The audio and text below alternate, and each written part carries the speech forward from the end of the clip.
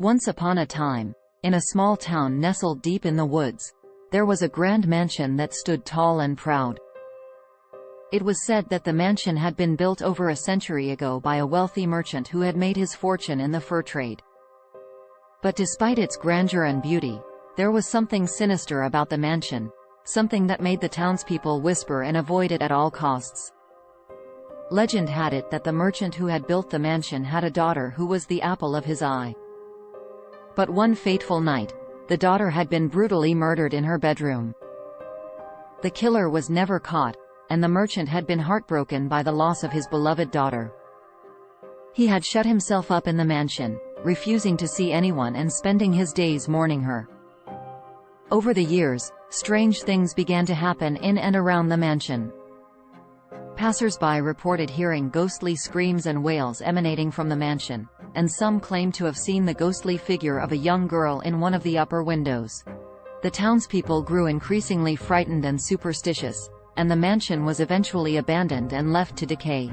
One dark and stormy night, a group of teenagers dared each other to spend the night in the haunted mansion.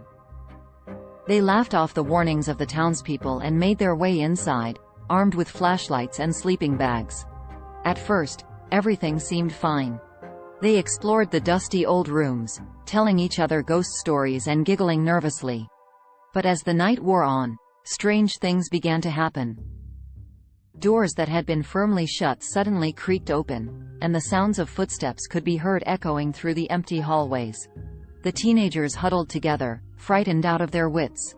And then, they saw her, the ghostly figure of a young girl standing at the top of the stairs, her long hair hanging in tangled locks around her pale face. The teenagers screamed and scrambled to their feet, running blindly through the darkened mansion. But the ghostly figure pursued them, her ghostly screams echoing through the empty rooms.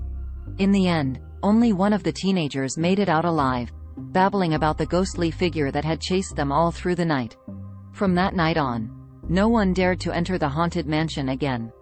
But on quiet nights, when the wind whistled through the trees and the moon was full, the townspeople could still hear the ghostly screams and wails emanating from the mansion, a reminder of the tragedy that had occurred so many years ago.